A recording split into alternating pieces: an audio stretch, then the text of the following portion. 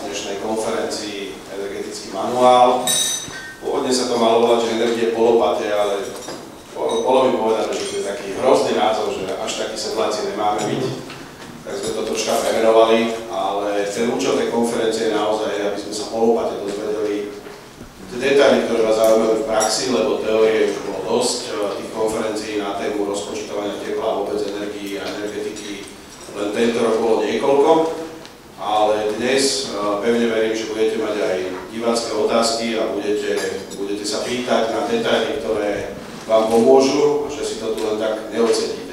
Je nás tu skoro 70, takže poprosím vás potom nepreklikovať sa, ak niekto bude chcieť a bude k dispozícii mikrofón, takže pekne do mikrofónu poviete, čo treba, aby ste si neničili svoje hlasivky. A keďže pár ľudí sa ospravedlnilo kvôli chorobe, tak si vám dovolím zaželať, aby ste zostali zdraví aj po dnešnej konferencii.